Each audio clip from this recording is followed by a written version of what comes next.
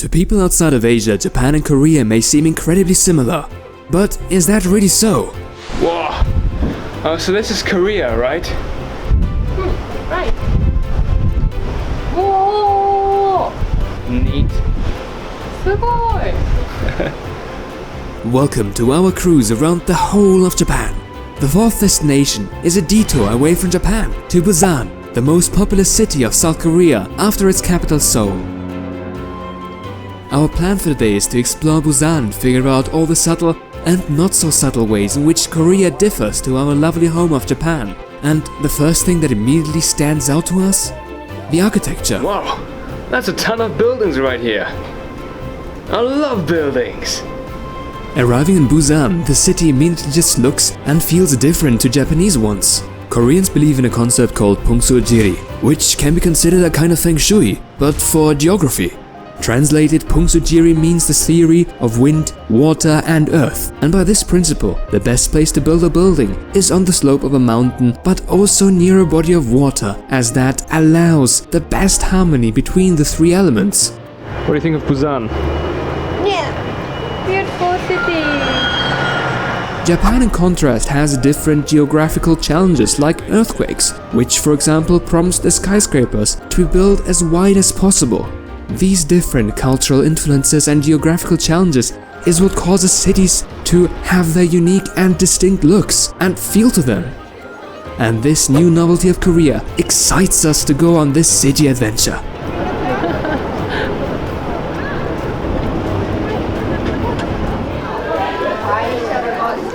What's this? Tour guide.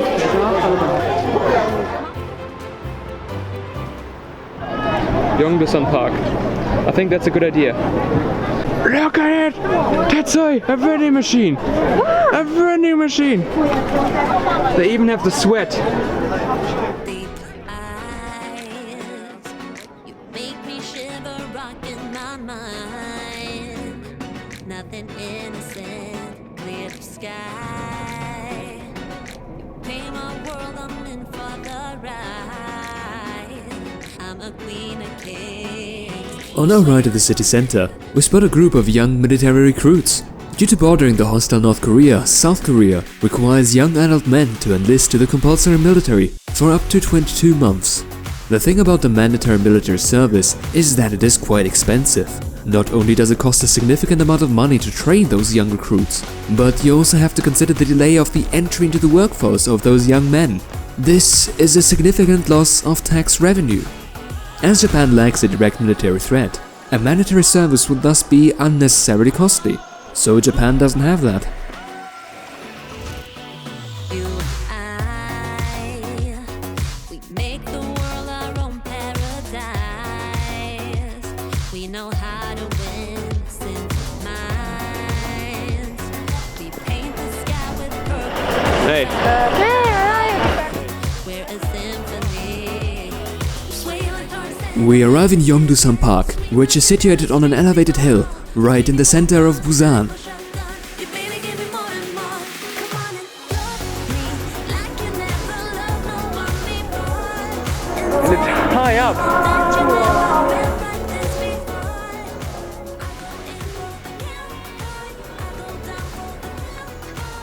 before. We spot a number of mannequins wearing the traditional Korean garment called hanbok. It is quite common for women in Japan to rent kimonos and walk around with them. The same service seems to be available right here for the hanbok. The thing about kimonos is that they're quite restrictive in terms of the movement you can do in them. In contrast with its wide skirt, the hanbok allows for a much greater degree of movement, and this seems to come from the fact that Korea is directly connected to the continent of Eurasia and was thus influenced by the nomadic way of life previously common in the Eurasian steppes. The hanbok was thus designed for ease of movement. Cute. The historic origins of the kimono are different. It is thus possible that the restrictive movability of the kimono is simply a byproduct of movement not having been particularly necessary in the olden periods of Japan.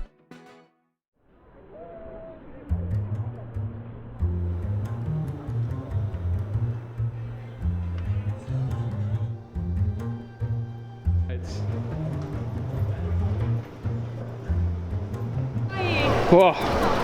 We're here. We've arrived at what can be considered to be the main street of Busan.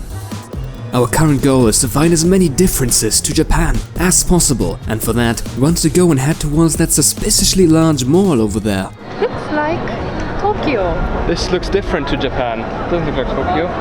Tokyo looks way more boring. No. Looks different to Japan at all. It was super different. You know that this is a convenience store just from the way it looks. It's great. I love it. I love convenience stores. Korean convenience stores. I'm going to be a K-vlogger now. Welcome to K-vlogging. A blatant difference between Korea and Japan is that in Korea, cars drive on the right side, while in Japan, cars drive on the left side. Originally, during the colonial rule of Korea over Japan, well, no, the other way around, cars in Korea drove on the left. This, however, soon changed after the end of the Second World War due to the strong influences by Korea's liberators, America. During the times of feudal Japan, the sword hand of a samurai was typically the right hand, and walking on the left allowed that samurai to quickly draw their sword from the sheath and defend from frontal attackers in one single move. This in turn developed into the etiquette of driving on the left side in modern times. Look at that.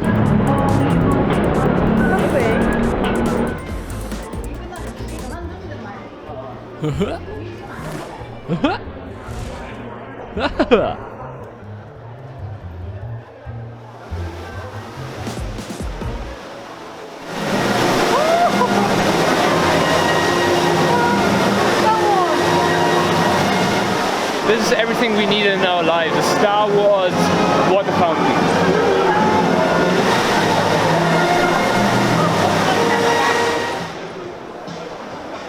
Nuclear steak, I bet that wouldn't fly in Japan. It really wouldn't. The topic of anything related to the word nuclear is basically taboo in the land of the rising sun. Japan is a country that so far has had terrible luck with things to do nuclear, with 2 atomic bombs exploding in Hiroshima and Nagasaki, as well as the meltdown of the Fukushima reactor. It is understandable why the Japanese feel pain hearing that word. I'm sad. This is a topic everyone should either avoid mentioning or at least approach with respect and decency.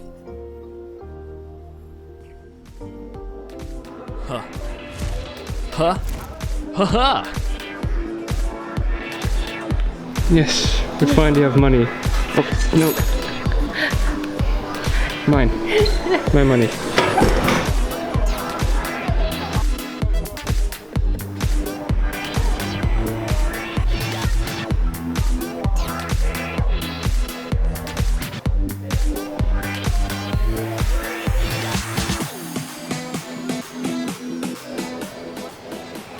The writing Koreans use is different to the one used in Japan, and is called Hangul. Hangul is in a way an artificial script, as was specifically designed around the Korean language during the 15th century.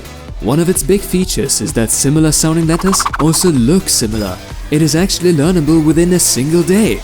Originally, both Japan and Korea used the Chinese writing system, and while Korea basically got rid of kanji, Japan continued to use them, but also created 2 more supplemental scripts with 50 characters each. And then Japan opted to use all of them simultaneously, in the same sentences and even in the same words.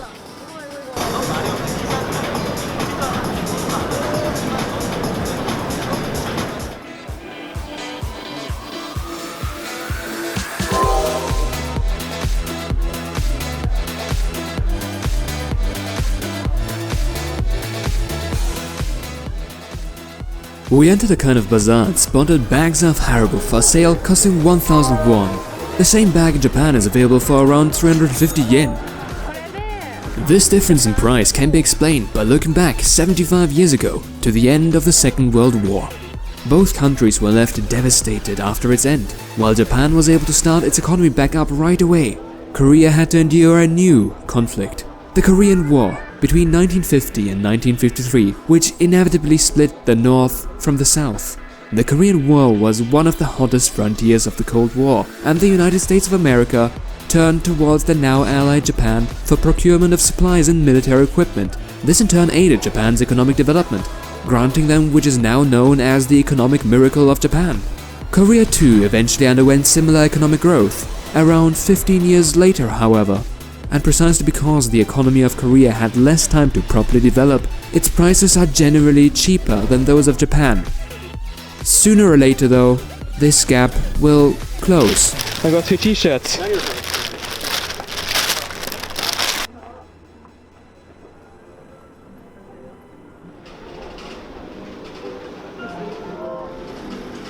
We entered a Korean barbecue restaurant hidden within the markets, serving the Korean dish named galbi.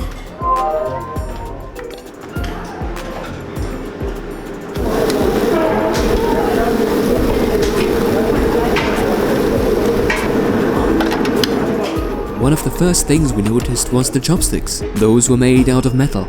Back in the day, many years ago, Korean royalty feared their food being poisoned. They thus started using chopsticks made out of silver, as this rare metal was believed to react with poison and thus reveal whenever the food was a threat. One, Ah,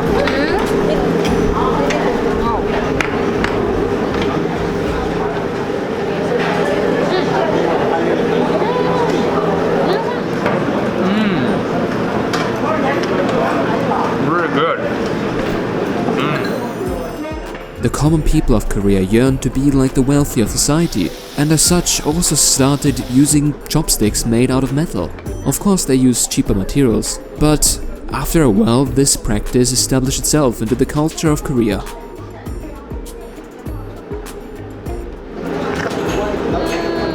Nice idea, girl. Japanese chopsticks in contrast are typically made out of wood and have pointed ends, as that made it easier to pick the meat of the fish between its bones. As Japan is surrounded by the sea, its culture established fish as its main staple food. And as such, Japan's chopsticks were designed around We eating even got fish. a different leaf to eat now. That's what I call service. Not just one type of leaf, but 2 types of leaf. I like leaf.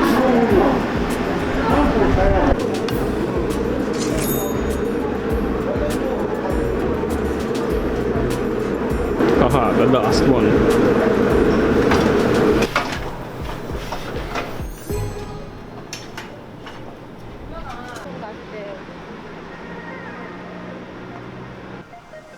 We returned to where we started our journey through Busan, back to Yeongdusan Park, where the shuttle bus would then bring us back to the cruise ship. But not before heading up to Busan Tower. Oh, see.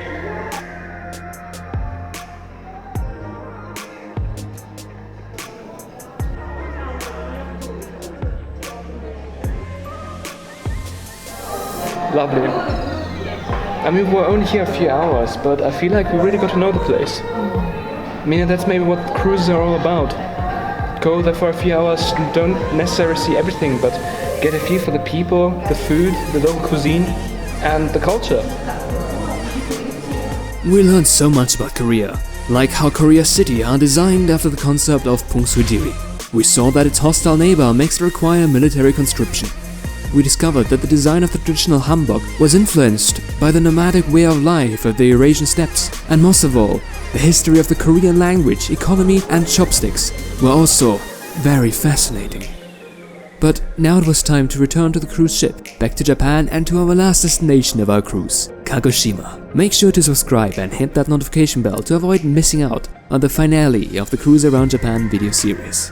Also make sure to check out my video on Japanese city design and architecture. You might enjoy that. Anyways, I thank you for watching and I hope to see you on our next adventure. See you around.